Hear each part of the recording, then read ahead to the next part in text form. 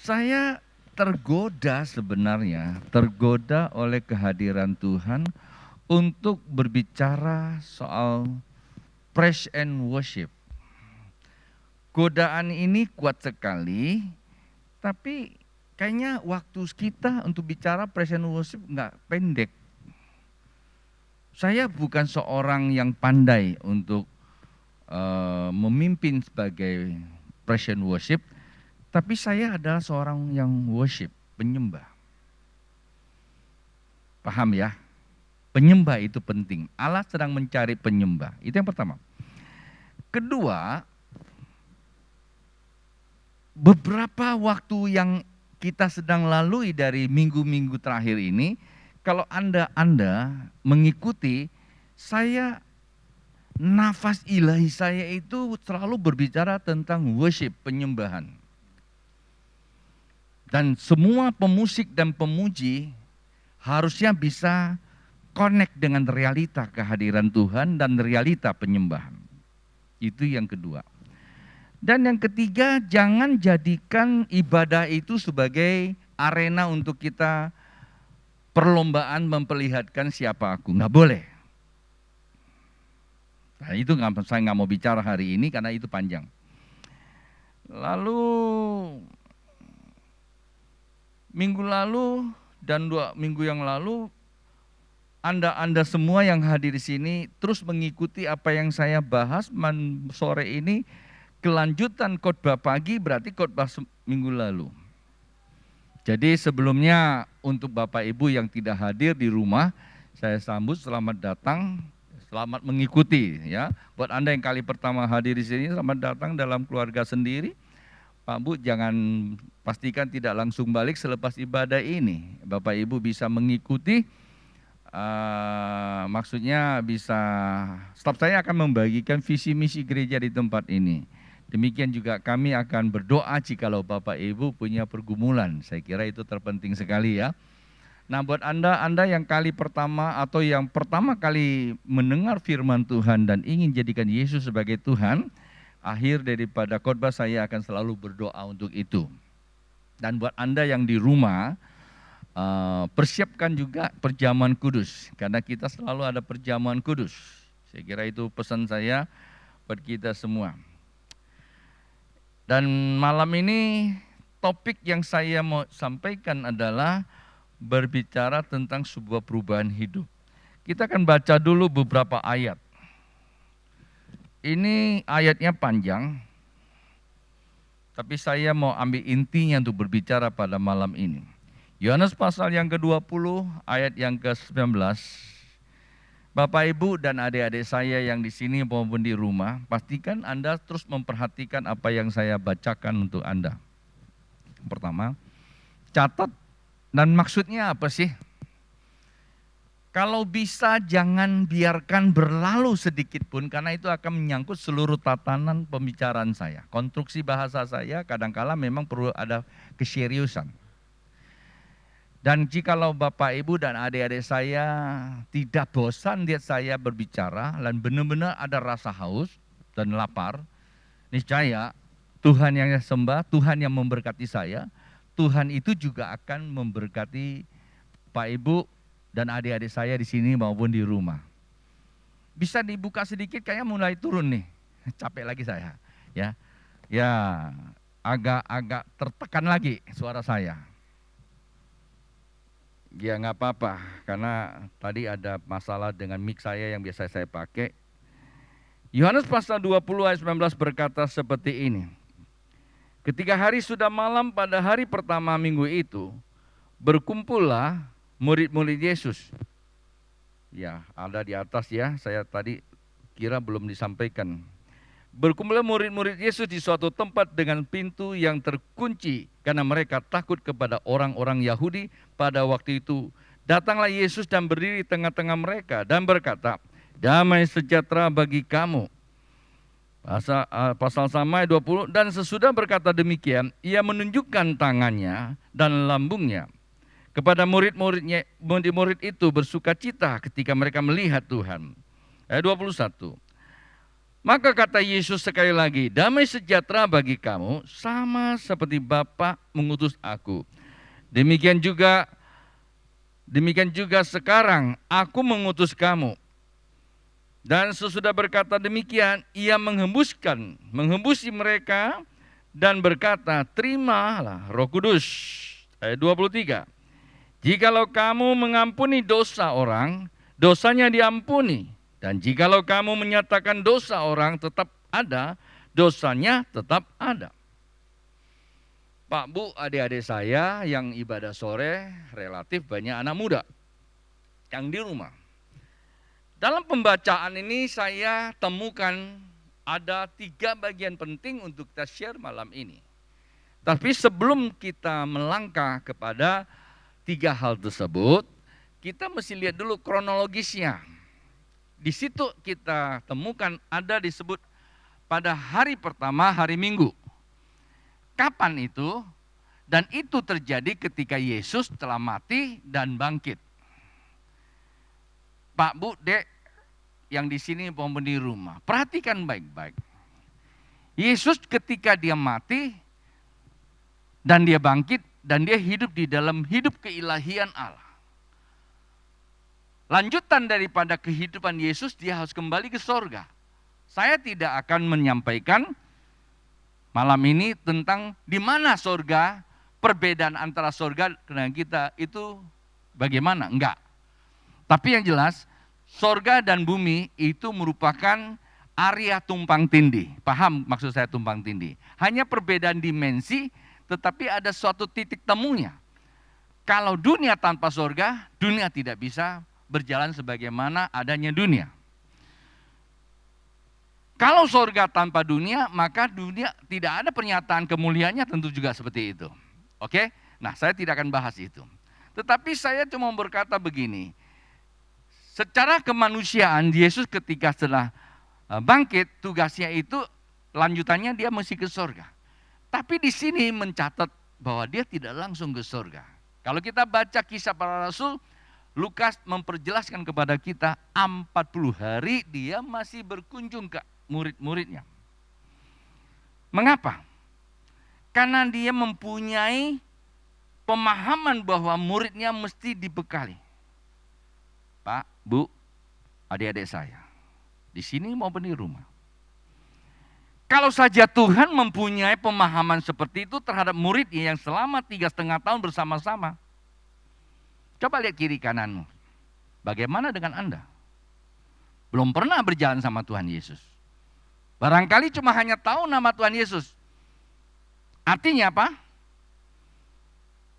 Saat kita bisa sebut nama Yesus, maka pastikanlah Bapak Ibu bahwa kepedulian Yesus akan kita jauh lebih tinggi lagi. Karena Tuhan tahu apa yang Dia mau. Bukan kita. Kalau kita tahu apa yang kita tidak mau, biasanya gitu. Ya kan? Kita tidak mau lakukan, tapi kita lakukan, kata Alkitab. Itulah perbedaan antara manusia dengan Allah. Jadi Tuhan tahu apa yang Dia mau dan Tuhan lakukan apa yang harus Dia lakukan untuk kita. Dan itu kebutuhan kita. Nah, saya sinkronkan saja supaya bisa dimengerti. Perjumpaan Yesus dengan murid-muridnya saat itu sangatlah penting. Mengapa? Ada problem di sini, Pak, Bu.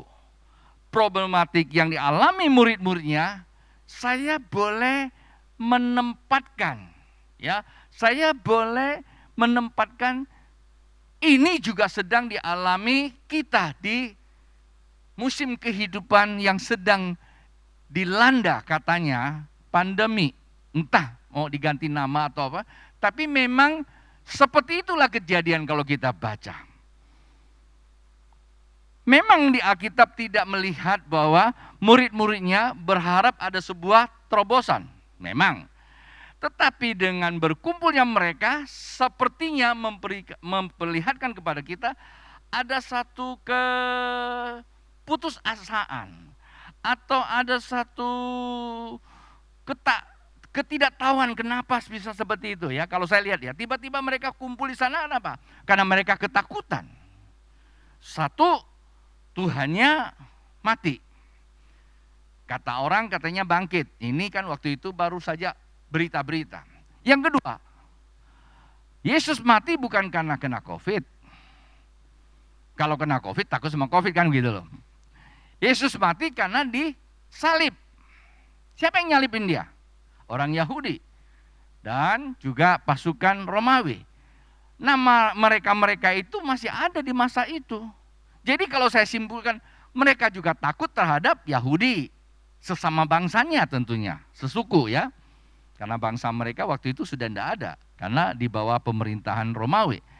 Dan juga takut sama Romawi karena pasukan Romawi yang menyalibkan Tuhan Yesus. Itulah ketakutannya. Sehingga saat waktu mereka bertemu di situ, rasa tercekamnya mungkin seperti beberapa waktu yang lalu PPKM darurat sedang diberlakukan, di mana-mana disekat. Seperti itu. Jadi kita ngumpet di rumah saja. Dan saya terlalu yakin dan percaya pada waktu itu juga ada kunjungan Tuhan Yesus sebagaimana datang kepada muridnya. Oke? Jadi saya simpulkan kunjungan Tuhan Yesus itu sangatlah penting. Itulah sebabnya Bapak, Ibu, adik-adikku di hari Minggu kita ibadah bersama. Saya mau katakan ibadah hari Minggu bukan satu-satunya. Dan tempatnya bukan satu-satu juga. Sebab kenapa? Yang menjadi fokus kita adalah hadirat Allah. Orang yang ngalami dan hidup dalam hadirat Allah hari-hari ini kita bahas, ya, dan mereka mau menyembah Tuhan di dalam hadirat, mengalami pertukaran, dan ada nasihat-nasihat, orang itu cenderung mau beribadah bersama. Orang yang mau beribadah bersama hari Minggu belum tentu ngalami hadirat, belum tentu. Tapi kalau orang yang sudah ngalami hadirat, pasti dia mesti datang ibadah. Intinya gitu aja. Jadi gimana dengan Bapak Ibu, adik-adikku yang hadir ini? Saya tidak boleh menggunakan kalimat asumsi. Saya menggunakan kalimat keyakinan saya.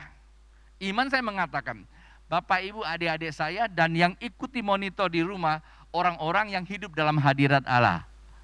Nggak amin, enggak apa-apa. Ya, saya yang mengaminkannya.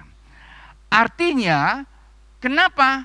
Artinya kita sadar bahwa Yesus selalu memperhatikan kita. Maka kita pun selalu menyediakan waktu yang terbaik buat dia. Oke? Nah ini dulu mesti dimengerti.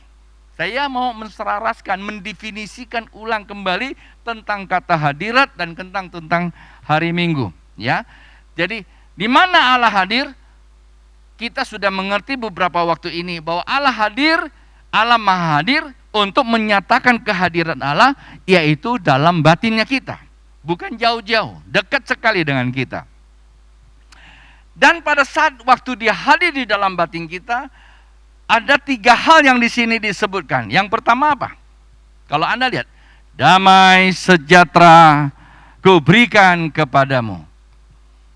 Pak Bu, adik-adik saya yang hadir sini maupun di rumah, pernah nggak bertanya kenapa Tuhan Yesus begitu datang, lalu dia bilang damai sejahtera kuberikan kepadamu. Bahkan di ayat di kitab lain berkata, damai sejahtera yang kuberikan tidak seperti damai sejahtera dunia berikan. Lalu ada firman Tuhan mengatakan, apa yang diberikan dunia sifatnya sementara, yang kuberikan kepadamu sifatnya kekekalan. Pernah nggak bertanya sedikit dengan Tuhan melalui firman yang kita baca? Kenapa Tuhan berkata kepada murid-muridnya, Pak Bu, adik saya, perhatikan. Ketika engkau baca Alkitab pada masa itu, dia sedang berbicara kepada muridnya. Untuk kita apa? Kita tidak hidup dalam waktunya mereka. Udah 2000 tahun loh. Tapi saya mau katakan kepada kita, manakala kita percaya Yesus itu Tuhan, dan dia juga selalu memperhatikan kita seperti dia memperhatikan murid-muridnya pada masa itu. Tidak ada amin, tidak apa-apa. Artinya Tuhan tahu kebutuhan manusia adalah damai sejahtera. Mengapa? Sejak kejatuhan manusia di Taman Eden, telah mati hubungannya, manusia dihinggapi rasa takut. Anda tahu waktu kisah di Taman Eden? Ketika mereka jatuh dalam dosa, begitu dengar kaki Tuhan saja, Dia ngumpet, takut. Ketakutan itu cenderung datang kepada manusia yang ketinggalan Tuhan. Ketakutan itu datang kepada manusia, pada manusia yang berpisah dengan Tuhan. Itulah sebabnya orang yang jauh dari hadirat Tuhan, punya agama sih, cenderung rasa takut. Takut lapar, takut sakit, takut mati, takut apa lagi? Takut miskin, takut apa lagi? Takut rugi, takut apa lagi? Serba takutlah. Ya Pak ya. Kenapa? Indikasi Alkitab mengatakan ya jauh dari hadirat Tuhan. Jikalau kita dekat dengan hadirat Tuhan, Alkitab kata, damai sejahtera kuberikan kepada kamu. Artinya ada suatu perdamaian kita dengan surga, ada kepastian di dalam kehidupan kita. Hari ini, besok dan akan datang. Itu menjadi kepastian. Kepastian itulah membuat kita, rasa takut kita hilang. Dan saya berikan contoh. Jikalau hari ini Anda dapat tiket dari seseorang pergi ke Singapura. Anda sudah siap sampai di airport. Jam 3 sore Anda mesti berangkat. Itu schedule-nya, ya, real time schedule. Sampai di airport, Anda tunggu sampai jam 3 belum terbang. Saya mau tanya, bagaimana perasaan Anda? Pesawat belum datang, jam 3 yang diharuskan tapi belum terbang. Bagaimana perasaan Anda? Bisa jawab? Pasti gelisah. Pasti Anda gelisah. Takut sana, takut sini. Terlalu banyak kata takutnya. Lalu tiba-tiba pengumumannya datang kepada Anda. Pesawat yang membawa penumpang menuju Singapura ditunda 3 jam kemudian.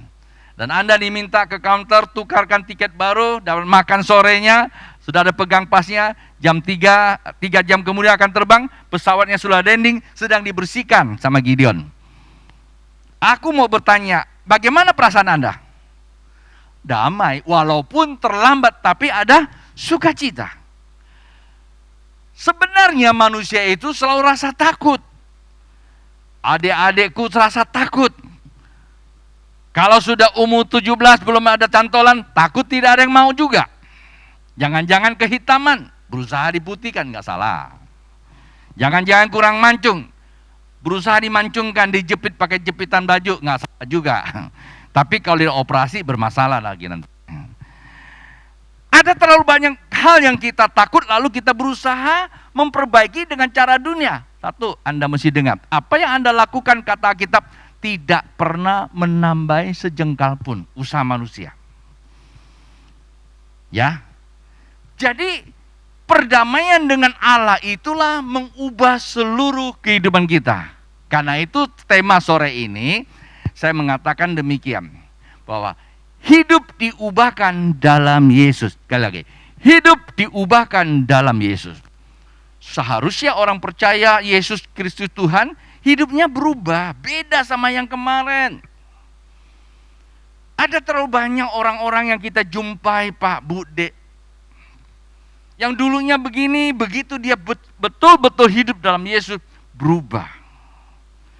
Bukan berubahnya itu 380 derajat. Ya, perubahannya 180. Kadang-kadang ada yang berubah tapi 360. Terlalu banyak kan perubahannya. Ya kan? 360 sama dengan juga bohong katanya. Putar balik saja lagi. Nah, orang yang hidup dan memiliki Yesus, kenapa berubah? Karena dia sudah berdamai dengan surga. Dan dia bisa berjumpa dengan Yesus dalam roh dan kebenaran. Dan segala hal yang ditulis di Alkitab yang menjadi tanda tanya itu menjadi kepastian. Aku suruh Anda baca Alkitab, ada pesan Tuhan, ada perintah Tuhan, lakukan. Pertanyaannya, Anda mau lakukan enggak? Karena tidak mau lakukan, Anda belum berdamai, Anda takut. Umpamanya contoh. Suprapto. Alkitab tulis, pergilah jadikan semua bangsa muridku. Kamu akan diutus ke Timur Tengah. Alkitab bilang begitu. Terus kamu bilang apa? Belum ada utusannya, Pe. Ya yang diutus kamu gembala kok. Ya kan? Kan kira gitu. Aku belum sekolah Alkitab, Be. Alkitab tidak suruh kamu sekolah Alkitab dulu. Kan seperti itu. Nah, terkadang kita terlalu banyak mengatur kebenaran. Kita belum inilah, belum sekolah lah, belum belajar lah, belum baptis dan sebagainya. Kita lihat Alkitab, orang begitu ngalai perjumpaan dengan Yesus, langsung dia berubah. Wanita Samaria itu gak dibaptis dulu loh. Ada cerita bahwa dia dibaptis? Ada nggak wanita Samaria? Nggak ada. Kapan dia jadi berkat? Begitu dia ketemu Yesus, dia pulang satu kota bertobat. Kita yang sudah dibaptis air, baptis Roh Kudus, bisa khotbah, jangankan bawa satu kota, bawa satu orang bertobat pun dia akan murtad lagi, bawa 3 orang pergi. Halo? Ya Pak ya? Terkadang kita nggak menyadari bahwa kita punya kekurangan. Di mana? Rupanya kita belum berdamai dengan sorga. Kita baru hanya tahu sorga dan kita tahu Alkitab.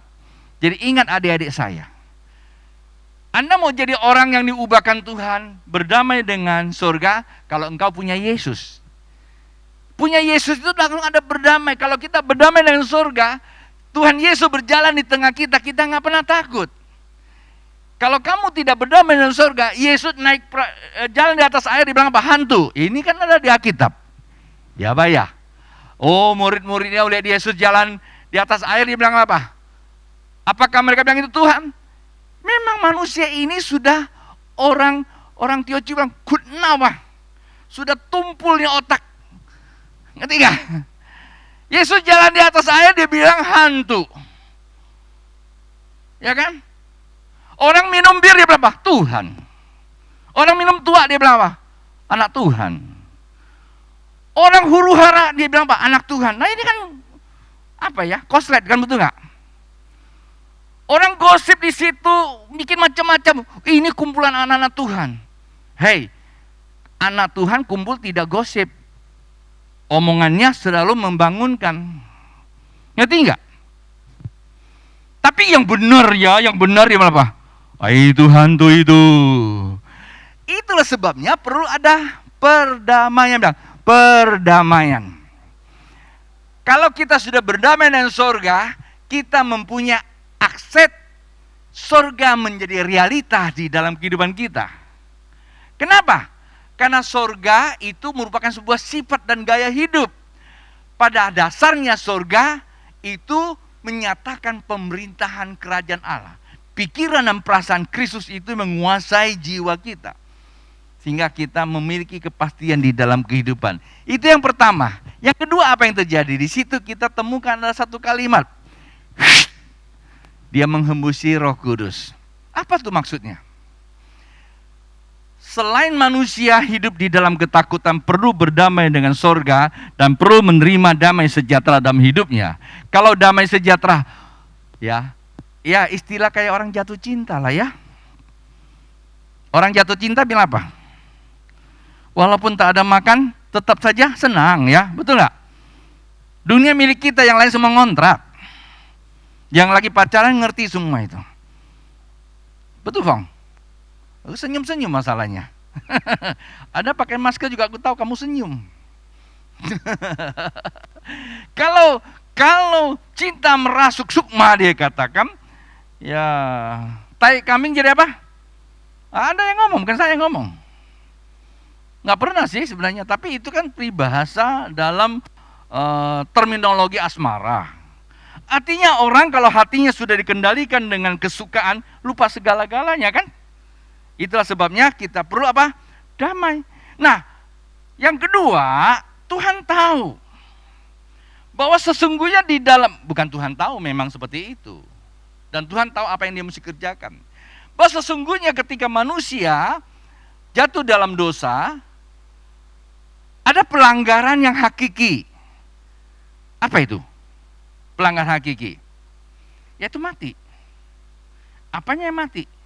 Kata mati di sini adalah kehilangan esensi kehidupan, adalah roh yang hidup. Hilang itu. Jadi Tuhan tidak akan mau bicara banyak sama kita kalau kita tidak memiliki hidupnya dia. Kalau saya menggunakan bahasa saya, sebenarnya saya juga tidak terlalu suka mau bicara sama orang yang tidak memiliki hidupnya saya di hatinya dia. Artinya dia tidak memiliki pikiran saya. Ngapain saya banyak bicara? Kalau saya banyak bicara, kecenderungan akan timbul konflik. Dia pikir saya akan marahin dia. Dia pikir saya hanya mau bawelin dia. Itulah sebabnya sebelum kita menerima sebuah didikan, pelajaran, yang terpenting adalah kita memiliki hidupnya dulu. Kalau bahasa sosialnya, kata hidupnya, pikirannya dulu. Itulah di dalam bahasa sosial sehari-hari katakan, mari kita sepikiran, sehati. Kalau Anda mau damai dan punya kehidupan yang dibedakan, ya kita mesti punya satu pikiran. Bagaimana caranya? Keluarin semua otaknya, nanti suruh Hendra las jadi satu. Bukan begitu. Ada media untuk kita satukan. Contohnya apa? Contohnya saya suruh lihat ini. Sama-sama kita baca, lama-lama kita satu tuh pikiran kita. Ya Pak ya? Karena kita mengerti apa yang ditulis. Dan saya percaya. Kalau ini yang tulis saya percaya, Anda nggak percaya, berarti kita satu pikiran. Kalau saya banyak bicara, Anda pasti akan menjadi masalah dengan saya. Paham gitu kan? Jadi yang menyatukan pikiran kita adalah bagaimana saya melihat, cara saya melihat, Anda yang lihat. Walaupun Anda punya penglihatan lebih bagus dari saya. Tapi kalau saya melihat dengan cara ini, Anda cara begini, kita pasti akan bertabrakan. Ya Pak ya? Nah itulah kecenderungan kehidupan kita perlu dihidupkan kembali. Bagaimana cara hidup kembali? Yaitu Roh Kudus. Maka perlu ada baptisan Roh Kudus. Jadi dengan kata lain, yang pertama berdamai dengan sorga, karena memang kita sudah terpisah. Tuhan Yesus buat perdamaian. Yang kedua, menghembuskan nafas supaya kamu ada hidup. Orang yang hidup pertama kali apa yang dia temukan? Pertanyaan saya tolong dijawab. Kalau Anda hidup pertama kali yang Anda temukan apa? Halo? Bingung ya? Saya salah khotbah kali ya? Kalau Anda tidur bangun apa yang Anda ketemukan? Oh, istri saya be. Oh iya karena kamu punya istri. Kalau kamu nggak punya istri, temu siapa? Bantal guling kali itu. Saya tanya, coba dijawab. Waktu Anda sadar dari tidur, apa yang Anda ketemukan? Halo? Apa? Dirimu sendiri kan? Itu yang disebut apa? Kesadaran diri, mindfulness. Roh Kudus memberikan kita mindfulness. Kesadaran bahwa diri kita tuh masih ada. Ini loh aku. Mulai berdamai pada dirinya. Mana letakmu yang salah? Lebih banyak, lebih berat bantalnya atau berat panggilan Tuhan? Kadang-kadang kita lebih berat bantal kita. Jam ditunda-tunda. Oh baru jam 4, jam 5 lah baru doa. Jam 5, oh baru jam 5, belum ayam berkotek. Jam 6 lah berdoa. Jam 6 langsung Jam 7 baru bangun, mau ke kantor. Tuhan sore baru berdoa. Itu artinya apa? Kita sedang mendera diri kita. Kita berdosa pada diri kita. Niat kita bagus, tapi kita melakukan sebuah pelanggaran terhadap diri kita. Diri kita perlu istirahat. Diri kita perlu direhabilitasi oleh keilahian Allah. Diri kita perlu diisi terus hal-hal yang rohani. Tapi kita bawa diri kita cuma hanya sesenang sesaat. Nonton tidak salah, saya juga sudah nonton. Jalan-jalan tidak salah. Bikin apa saja tidak salah. Tapi pertanyaannya apa yang kita buat? Apakah itu cuma buang-buang waktu? Sadar kata kitab. Masih ingat nasihat Paulus kepada jemaat di Efesus? Hari-hari adalah jahat. Itulah sebabnya sadar. Bangkit. Perhatikanlah cara hidupmu waktu yang ada ini. Artinya manusia itu memang tidak sadar. Tidak mindfulness. Yang ada cuma main tenis. Main sana, main sini. Main lintang pukang. Apa ya lintang pukang ya? Main bulukang. Kalau di kampung kami yang lompat-lompat namanya apa tuh? Ya. Jadi perlu ada kehidupan baru, yaitu Roh Kudus. Supaya kita mulai berdamai pada diri kita. Berdamai. Kita perlu istirahat. Perlu olahraga. Perlu ibadah. Perlu apa lagi? Perlu bersahabat. Ya. Jadi itu penting sekali. Dunia akan berubah menjadi surga Kalau hidup kita berdamai pada diri, maka kita mulai mengerti hidup ini penting. Oke? Yang terakhir, ada kalimat terakhir apa? Ampunilah mereka. Ya, kalau kamu mengampuni dosa mereka, maka dosa mereka hapus. Kalau kamu tidak mengampuni, dosa mereka tetap ada. Lu bayangin, ketika kita berdamai dengan sorga, kita berdamai pada diri kita sendiri, kita dituntut oleh kebenaran. Bilang, kita dituntut oleh kebenaran untuk berdamai kepada kehidupan. Berapa banyak orang hari-hari ini, tiap hari cuma hanya mempersalahkan kehidupan. Hujan disalahkan, panas disalahkan. Apalagi, semua disalahkan. Lalu yang benar siapa? Kamu. Ya kalau kamu benar, doakan supaya kehidupan berubah. Karena kehidupan itu adalah benda yang diatur oleh pikiran kita. Nah kalau kita terus berpikir negatif-negatif terus, maka pikiran kita yang membentuk kehidupan jadi negatif. Kemanapun pergi kita akan selalu negatif. Setan sesungguhnya tidak punya tempat di bumi ini. Dan dia menjadi ada tempat karena pikiran kita telah membuka tempat buat dia. Begitu dia Bu Kim Chu, langsung kita pikiran negatif. Sebenarnya Pak Bu Kim Chu, ini contoh Bu Kim Chu ya. Sebenarnya Bu Kim Chu tuh gak punya niat apa-apa sih. Tapi kita udah berpikir negatif. Pas kita liwat, gak taunya dia sesuatu yang kamu pikirkan itu. Kan dalam bahasa psikologi dunia, if you can see, you can have it. Apa yang kau dapat lihat, engkau dapat apa? Mendapatkannya. Jadi janganlah kita terlalu banyak berpikir hal negatif. Berpikirlah sesuai dengan Alkitab secara konstruktif. Ubah kehidupan ini menjadi kehidupan yang Allah di bumi ini. Sehingga apa yang dijanjikan Tuhan itu menjadi realita di dalam kehidupan kita. Jadi 3 hal perjumpaan kita dengan Tuhan. Hidup diubahkan di dalam Yesus supaya kita berdamai dengan sorga. Berdamai dengan sendiri, berdamai dengan kehidupan. Sekecil apapun, jangan biarkan itu menjadi batu sandungan. Berdamai, mulai berdamai, mulai berdamai. Maka hidup kita berarti. Mari bangkit berdiri.